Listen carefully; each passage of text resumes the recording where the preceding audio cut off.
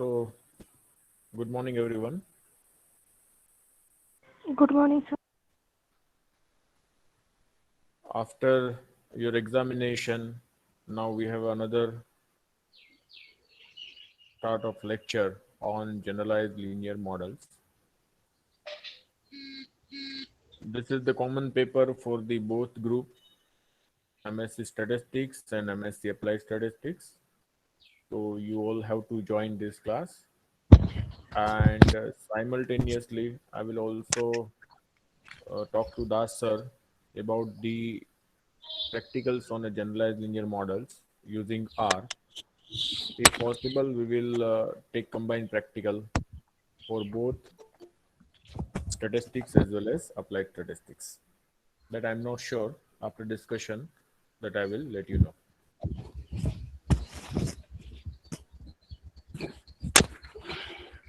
Before examination, we have already started about the generalized linear models.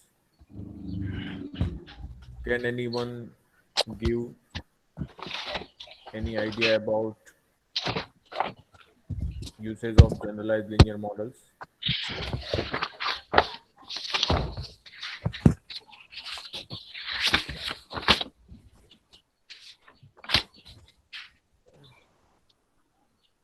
Yes, Atul, would you like to say anything about generalized linear models?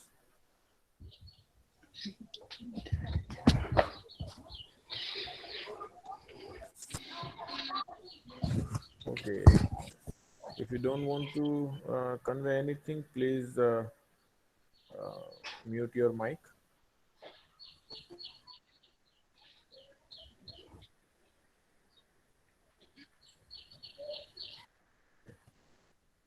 Yes, anyone about the generalized linear models.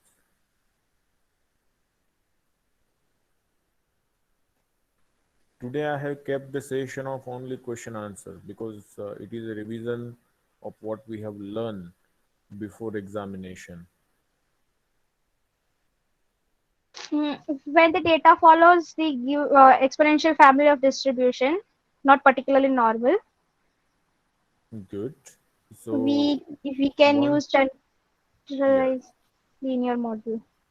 So one of the fundamental reason, let us say if the response is a member of exponential family of distribution.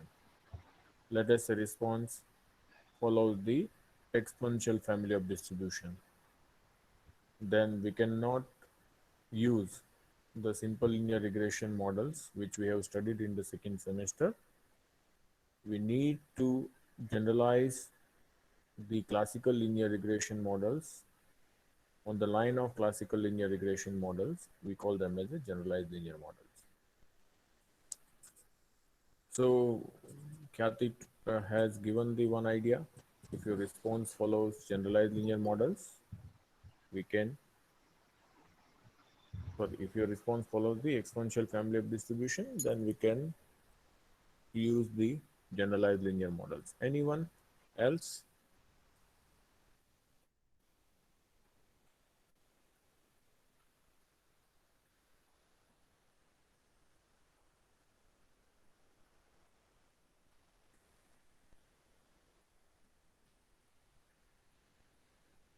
Suppose who are the member of generalized linear models? Sorry, exponential family of distribution. Poisson distribution, binomial, Okay, so let us say first normal distribution. normal, Second one is a binomial distribution. Third Poisson one is a distribution, Poisson. Then we discuss about the gamma distribution, hypergeometric distribution, negative binomial distribution. So these are the member of exponential family of distribution. How? What do you mean by the exponent exponential family of distribution?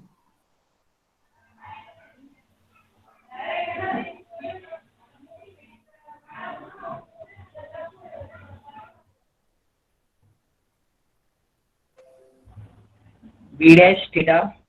Yes. So my screen is visible to everyone. Yes, sir.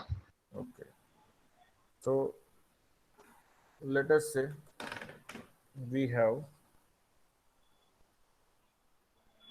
the response y having two parameters theta and phi. Theta, we call them as a natural parameters, and phi is known as a scale parameters. If we write the density function in this form, exponent of y theta minus d of theta upon a phi plus c of y phi,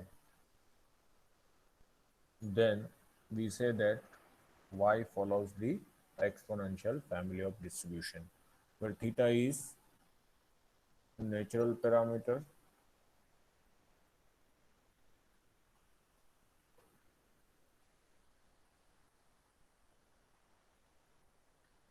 and phi is scale parameter.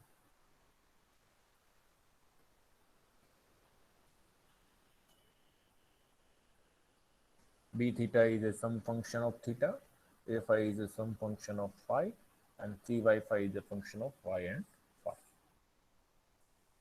So if you have a density of a normal distribution, and if you write the density of normal distribution in this form,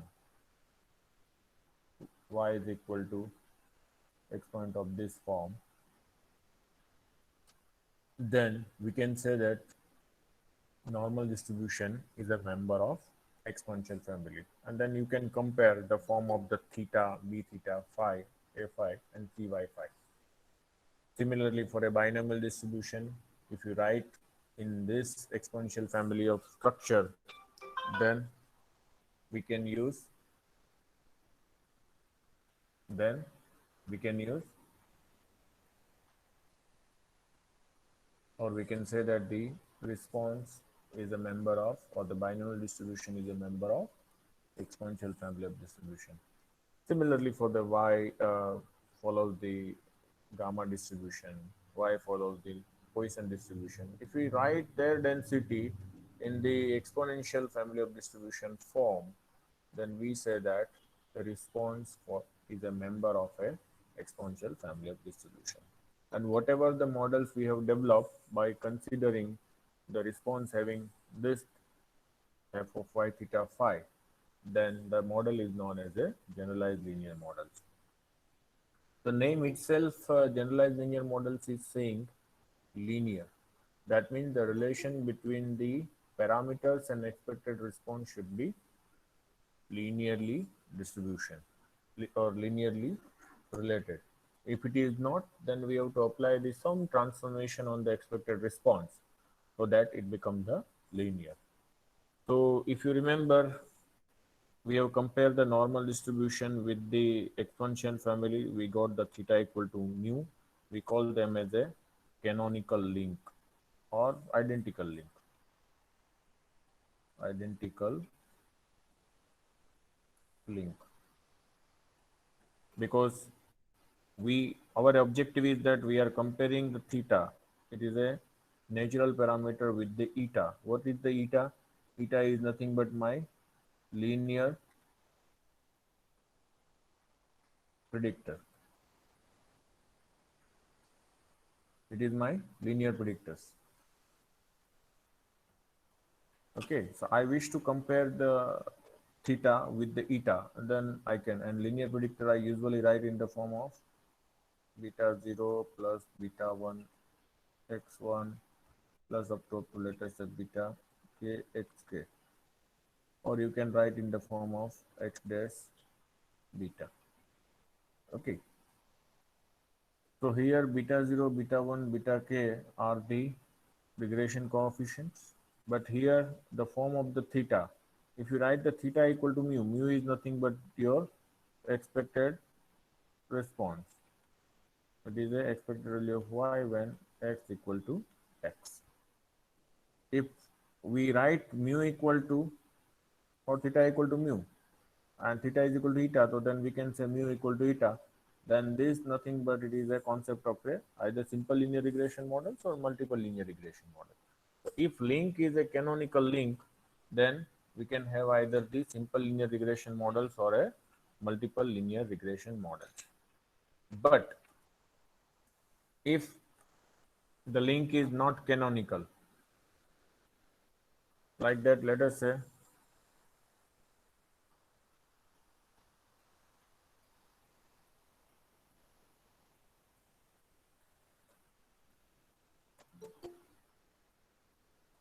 suppose link is not canonical.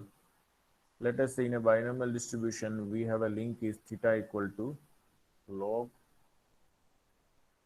mu upon 1 minus mu. I hope everyone remember this. Is it? Yes, sir. Because we have already compared the binomial distribution function, the PMF, with the exponential family of distribution, and then we obtain the form of the theta is equal to log mu upon 1 minus mu. And then we compare this theta is equal to eta. So what is the mu? Which implies mu is equal to e raised to eta upon 1 plus e raised to eta. Here, here mu is nothing but expected response, but binomial distribution, the response is binary. So what is the expected value of the Bernoulli response? It is the probability of success. So here mu is nothing but the probability of success. And because this probability is written in the form of e raised to eta upon 1 plus e raised to eta, so this is a cumulative density distribution function of logistic distribution,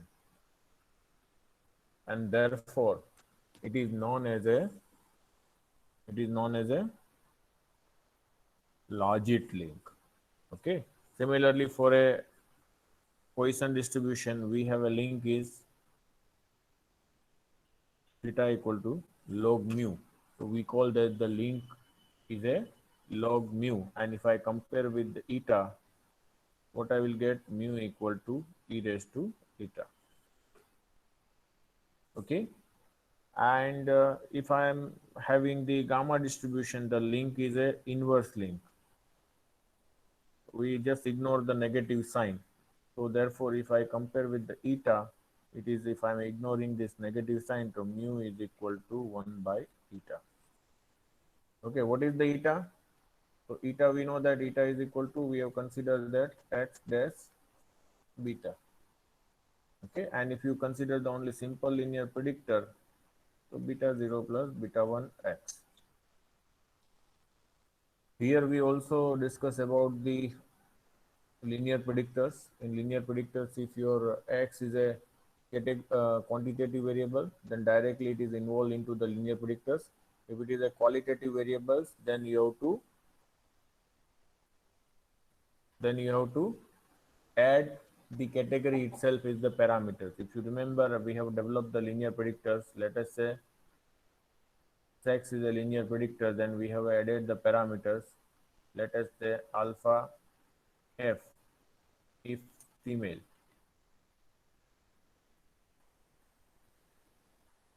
and alpha m if male. Okay, so if it is a linear predictor is of a, or the categorical or the regression is a categorical or the factor, then we have to add the parameters as many as the categories. And if it is a covariate, then it is directly involved this. If your variable is a categorical variable, then their all parameter is effect is redundant with the intercept parameters.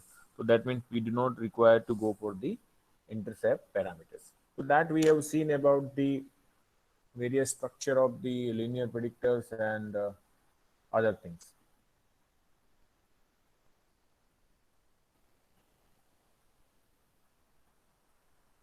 Okay.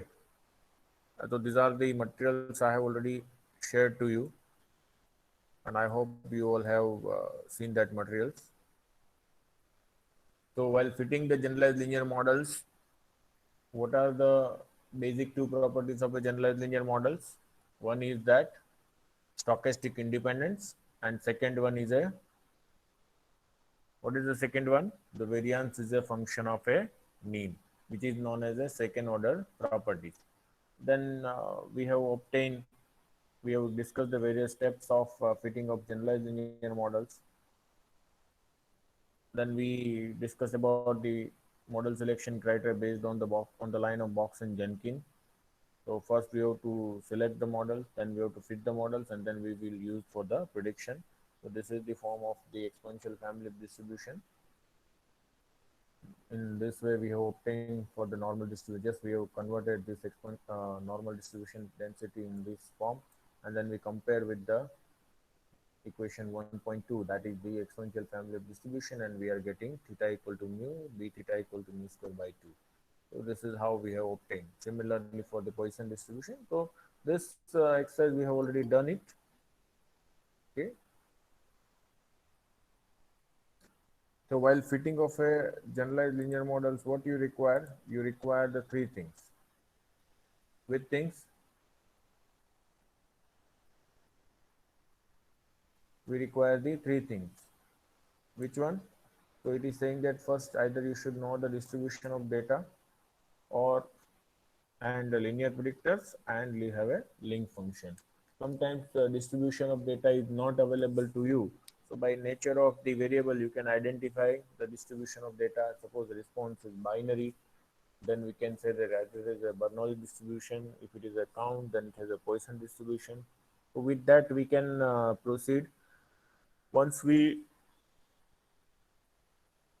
know the nature of data, we can identify the distribution, and based on the identified distribution, we can easily obtain the link function. And link predictors we can decide based on the experience of the people who is working in that domain. Suppose if you are developing the models between the pressure and temperature, then the domain people will say that the temperature having a significant impact on the pressure. Okay, so that means temperature is a important predictor variables. We have to see that where to set the temperature so that we can control the pressure. So independent variable is decided by the domain expert. They will just go for the discussion among the group where they are working, and they will suggest these are the variables according to us we think it is useful. So then we have to take that variables, and you have some response variables. Then you have to establish the relationship between them. So in short, while fitting a generalized linear models, we need a distribution of data, linear predictors, and the link function. And link function, what is the role of link function?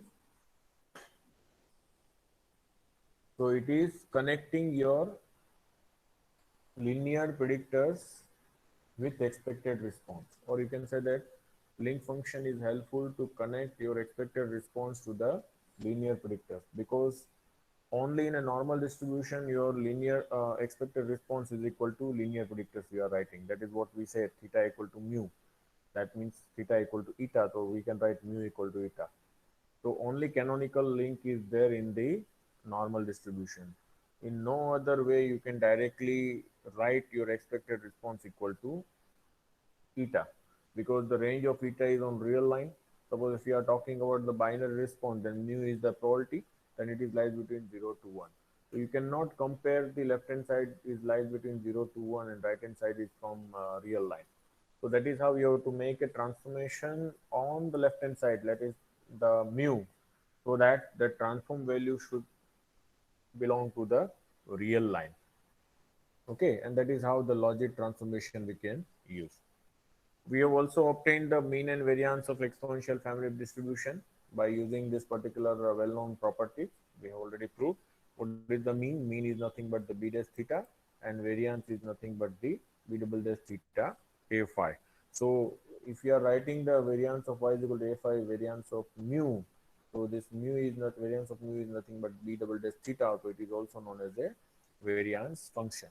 And then we have also proved what is the mean and variance of original distribution, and that we have obtained from the mean and variance of the exponential family of distributions by using the formula of expected y is equal to b dash theta, and variance of y is equal to b double dash theta a phi. What is b theta? B theta is nothing but when we write the density function or PMF in the form of exponential family of distribution. In exponential family of distribution, we have B theta. So we have to just compare the B theta of exponential family with the that structure we have right exponential family in the form of original distribution. We can compare and we can obtain the form of the B theta. Once we know the B theta, we can obtain the B dash theta, that is the derivative of B theta with respect to parameter theta. We can get the mean. And similarly, for the second derivative, we will get the variance function. If we know the variance function, if we know the a phi, then we can find out the variance of y. So a phi is nothing but the sum function of phi. Phi is a scale parameter. So in binomial distribution, the scale parameter is a n. So a phi is a 1 by n that we have obtained by just comparing the distribution function. Similarly, we can obtain for the mean and variance of the gamma as well as the Poisson distribution. This is the we discuss about the linear predictors. Linear or whatever the link functions you are writing, that link function has the property that it should be invertible. If it is not invertible, you cannot get the unique value of the expected response. Okay, so the link function has the property that it should be differentiable, it should be invertible. So link function should be in such a way that it should be differentiable as well as the invertible. And this is one example we have seen that suppose a student has submitted 4 assignments and in the mock test he secured the mark, let us say between 0 to 100, we call them as a S, and whether the student has attended the tutorial or not, what is the probability that the student is going to pass in the examination. So here response of student, whether it's pass or fail, is nothing but binary response. So it has a Bernoulli distribution, so we can go for the binary logistic regression. And in xi, here alpha is nothing but whether the student has attended the tutorial. So alpha 1 is 1 for the attended, 2 for the not attended, that is alpha 1, alpha 2.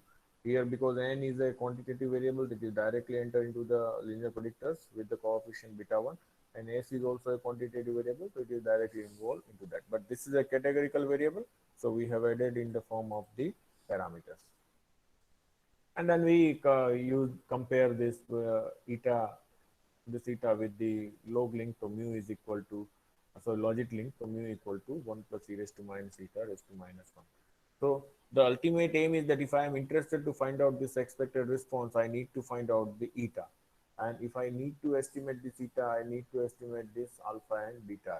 So in short, in generalized linear models, our ultimate is to obtain the expected response. But expected response is a some function of the parameters associated in the linear predictor.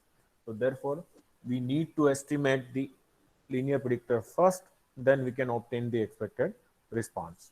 And therefore, there is a estimation procedure is associated with that. We call them as a iteratively reweighted least square method. Okay, so that I'll come to that. These are the link function, form of the link function that we have discussed.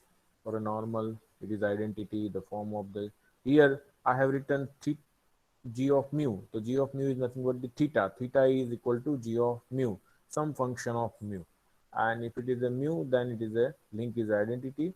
If g of mu, theta equal to g of mu equal to log mu, then the link is a log, and with distribution has the log link, it is a Poisson distribution.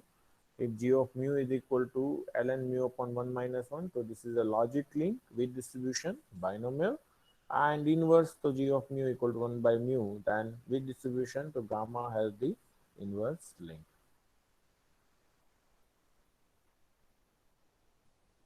Okay, this is what we have said, that how to write the linear predictors form. I told the example of that. Suppose only one variable is that, let us the sex of the respondent, whether the sex is male or the female, then Sm is the parameters, or the linear predictor takes this parameter value if male, otherwise females. In semester 2, we have seen that whether the model is appropriate or not. How will you identify whether the model is appropriate or not? So based on the some goodness of fit criterion. What are the goodness of fit criterions we have seen over there? that are R square, adjusted R square, AIC, BIC, and Mallow-Seppi statistics. Here, in generalized linear models, we will use one more criteria, one of the other criteria, that is called the deviance of model fitting. And we have already we all knew that the deviance is nothing but it is a discrepancy measure. Discrepancy measure means it is a uh, difference between the model value and observed value. So the form of the deviance is nothing but it is a twice of log likelihood under saturated models and log likelihood under the model consideration. So this is called the deviance. It is twice of ls minus lm, where small l tends for the log likelihood under saturated models, and lm means it is a log likelihood under model consideration. Model consideration means under the null hypothesis, and saturated means in saturated we can say that all the parameters are nothing but the data points. Okay.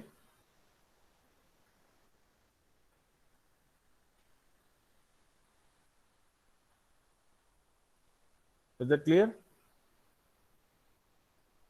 Yes, sir. Yes, sir.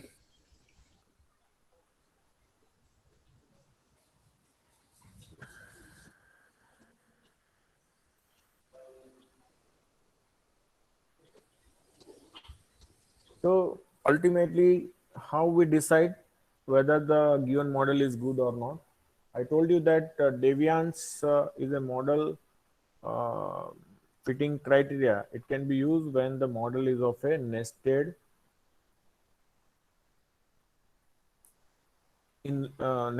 structure. What do you mean by the nested structure? Suppose I have written the model y is equal to beta 0 plus beta 1 x. And if I have written the another model like that, y is equal to beta 0 plus beta 1 x1 plus beta 2 x2. So here if I'm saying this is the model 1 and this is the model 2, so we can say this part linear predictor is a sub part of model 2. Okay, so this kind of the model is called the nested kind of a model consideration, and when there is a nested kind of model consideration are there, we can use the concept of the deviance as a goodness of fit criteria.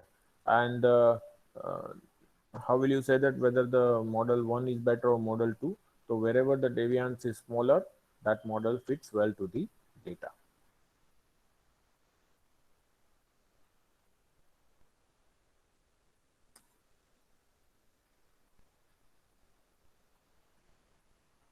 Okay. Now, but the question is that how many, um, it is saying that if you add more and more and more parameters, when I'm saying that parameters, that means if I am adding more and more information is in the form of the linear predictors. If I'm adding more and more independent variables, what happens? The deviance becomes smaller and smaller, because if you add more parameters at the end of the time, it will the number of parameter reaches to the number of observation, then it becomes the saturated model. So then the deviance becomes the zero. So it means that if you add more and more information, what happens? Deviance becomes the smaller and smaller. Similarly, if we have seen in the second semester, if we add more and more variables in the multiple linear regression, r square will increase and ultimately it will reach to the 1. So it doesn't mean that the all added variables are important. So similarly here, again the question is that which variables are really important, because if you add more and more variables, what happens? The deviance become the smaller and smaller. So therefore it is saying that if added variable is significant, then we can say that that variable is a important. Then we say that, let us say the model 1 and model 2, there are two models we have. Then we say that if the x2 is statistically significant, then we say that added variable is important. So we can proceed with the model 2. So how will you identify whether added variable is significant or not? So you have to go for the testing of hypothesis, let us say beta 2 equal to 0. And if the hypothesis is rejected, that means beta 2 is not 0, it is different from the 0 statistically, then we say that added variable x2 is important, and therefore the model 2 having a significant improvement over the model 1. So when you go for the testing of beta 2 equal to 0, the square of the estimate of beta 2 divided by standard error of beta 2, it become the chi-square with 1. So it is known as a Wald test, and based on the Wald test, we say that whether the beta 2 is significant or not. So in that way, you have to see. So how will you decide? So it is saying that, let us say there are two models are there, model 1 and model 2. So of course, model 1 having a less parameter, so deviance value is higher, and model 2 having a more parameters, then the deviance value is lower, because as you add more parameters, deviance becomes smaller and smaller. So what will you do? You just take the difference between the deviance 1 and deviance 2, and we know that the deviance of S1 having a Q parameters and S2 having a P parameters, because P is greater than Q. So this is the form of the S1, the first model deviance, and this is the form of the second model deviance. Just take the difference, you will get this form. And it is saying that if the S1 minus S2, again it has a chi-square distribution with degree of freedom is P minus Q.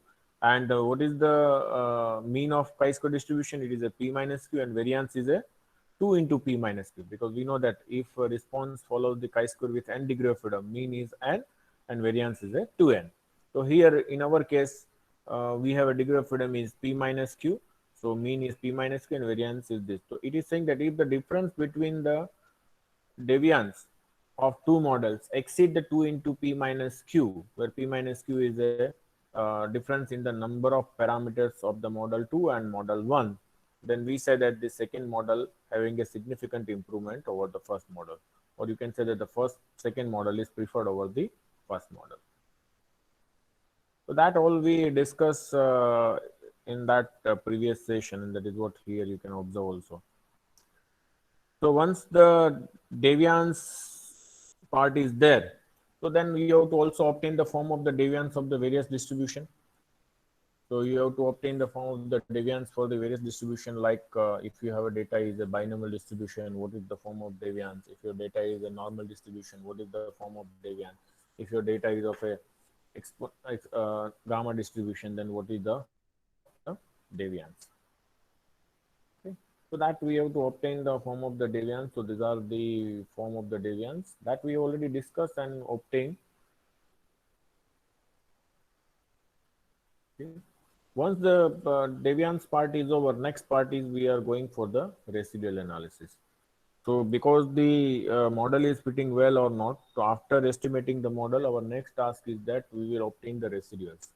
And in second semester, we have obtained the various form of the scaling of residuals, like simple ordinary residuals, standardized residuals, studentized residuals, trace residuals, R studentized residuals. Okay, various residuals we have obtained. And these all residuals provide the property that they have a normal distribution and the stabilized variance. But in generalized linear models, we did not have the guarantee, and therefore there are three forms of the residuals we will discuss. That is the Pearson residuals, but it does not give the guarantee that it has the uh, normal distribution, because if your response is the skewed, then the Pearson residuals also having a skewed distribution, and therefore there is a need of a defining the Anscombe residual. Anscombe has given the Anscombe transformation, and by using that you can obtain the Anscombe residual. So in Anscombe residual, they are using the V. V is nothing but the variance of a mu. It is a variance function. If you know the form of the variance function of a specific distribution, by using this transformation, you can obtain the Anscombe transformation for the mu. And by using this particular form, you can obtain the Anscombe residuals, where ay minus a mu, a dash y, and square root of a. So this is nothing but the standard deviation of the a of y. and we have obtained the unscombed form of the residuals for the various distributions. And this all residuals having a constant variance and the stabilized variance. Third residuals we have seen, that is about the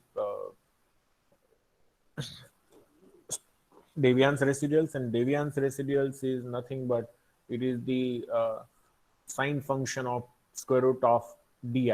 Di is nothing but the contribution of the ith observation in the form of the deviance.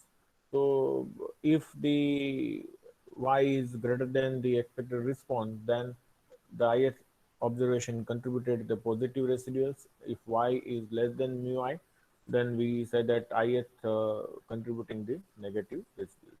So these all things we have seen.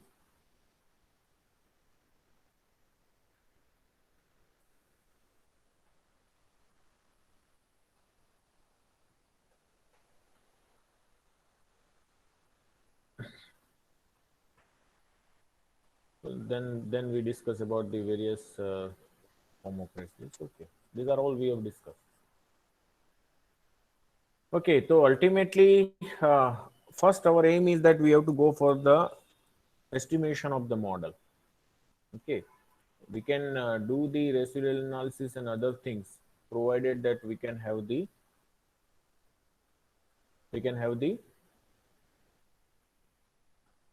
estimate of the parameters.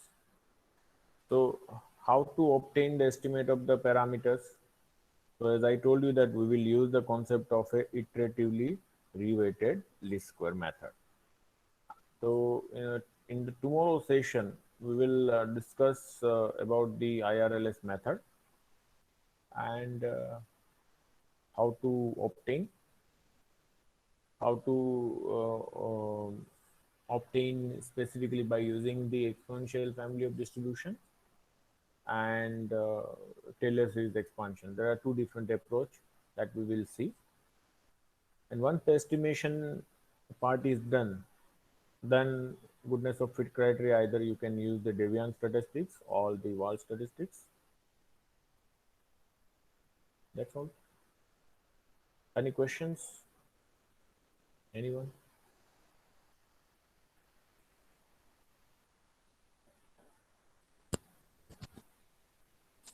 Hello, am I audible?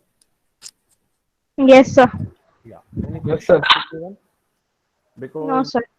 we are planning that either by the end of the September or in the first week of October, there may be your internal examination. So whatever I have discussed with you, whatever I have shared with you, keep on reading. If you have any questions, you can also let us to know. And maybe in a few days, we will also give you the seminar topic so that you have to prepare and you have to present from your home by just presenting your screen. Okay. Second semester over. Now we are in the third semester, and in the near future, again, third semester is also going to be over. So be alert, be continue with your regular reading. Yes, sir. Yes, sir. Anyone from applied? Anyone questions? Anyone?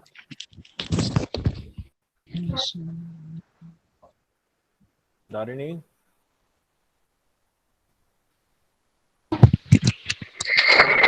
Hello.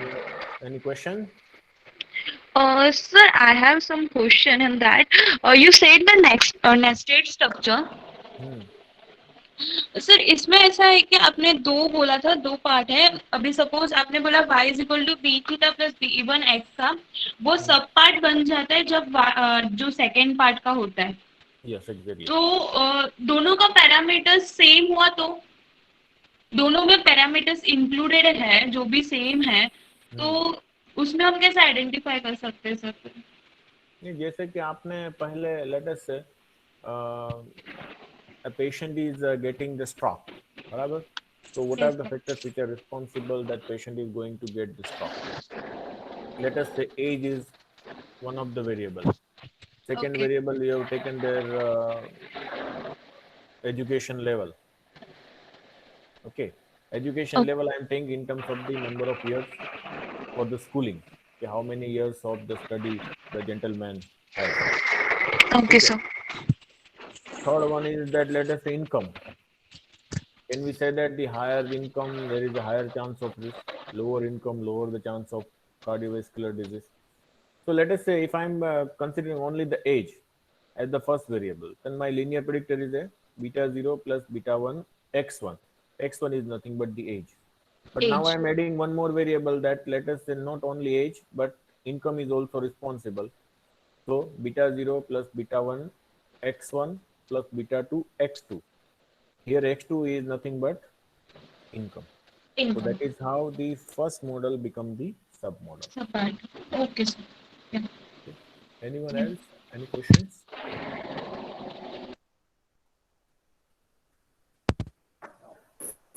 No?